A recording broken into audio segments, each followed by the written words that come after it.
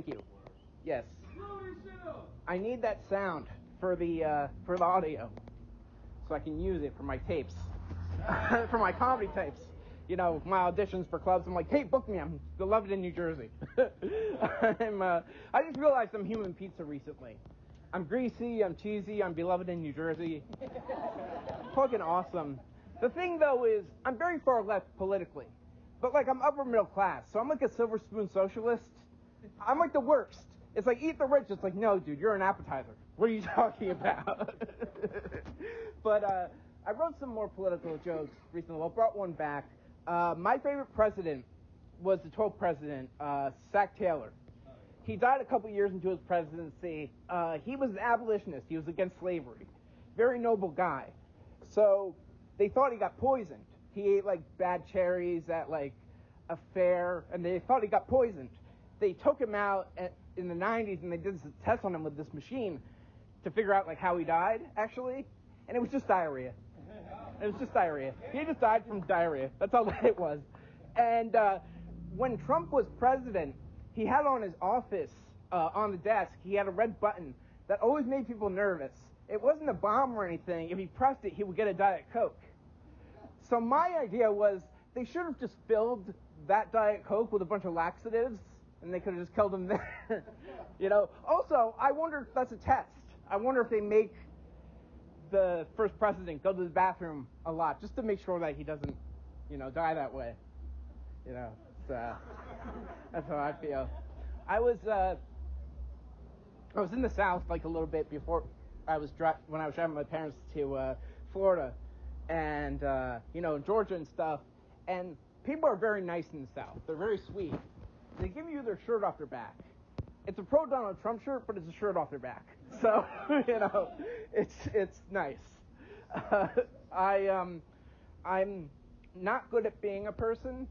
That's the thing that I realized. I fall down a lot. It's very bad when you're on the ground and you're like, I belong here. I identify with this. I could sit here for like 20 minutes. I used to sit down during that joke. Now I don't anymore.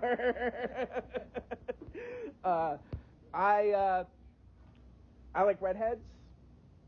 I like curvy redheads.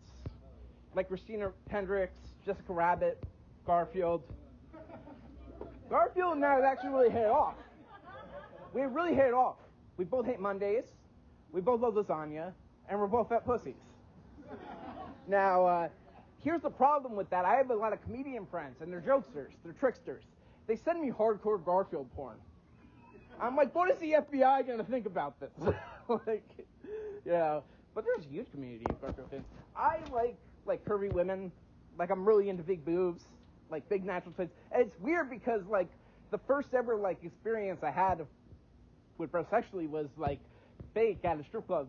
So it's like, and also, like, I have autism, and we don't do eye contact.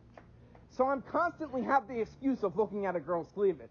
It's like, no, I can't look at your eyes, but I totally do it. I found out, I went to a birthday party for a 25-year-old, and all these 25, I'm 30, and there's nothing like, it's so weird how that was like an age difference.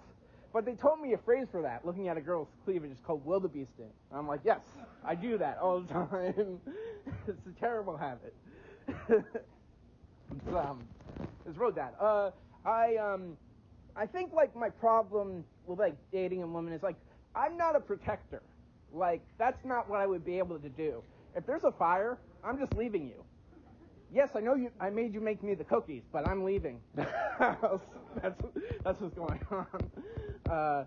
I never understand. There are guys, it's a popular meme now, too, like, guys will complain that they went on a date with a girl and she was, like, 200 pounds heavier than her, like, profile on her dating, like, site or whatever, or app.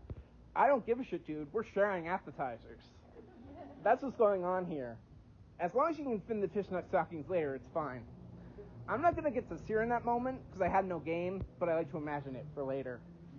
I did karate like 10, 11 years ago, and it was very cool, the 10-year-old black belts, because they could hit you and it wouldn't hurt, but it'd be awesome. One side kicked me, and I flew literally 15 feet back. didn't hurt at all, but I was like, that is awesome. You can just do that to your parents. They ask you to do your homework, it's like, bam, And then one time I was in class, and my martial arts instructor, who, mind you, is a black belt of some degree, he didn't think I was paying attention. I was. I give off the vibe that I'm not paying attention, especially at that age, at 20. And he karate chopped me in the throat. I'm like, you're going to kill me, dude. Like, what the fuck? That is not a thing to do. I was just a terrible person in my 20s. Oh, shit, I'm over the plate. I don't know if I can do this last joke. Let's try it. But I'll do the smaller version, the shorter version. I worked at Kmart in like 2015 when I was like 20, 21. And next to it I would go to McDonald's. And we got like a 15-minute lunch break.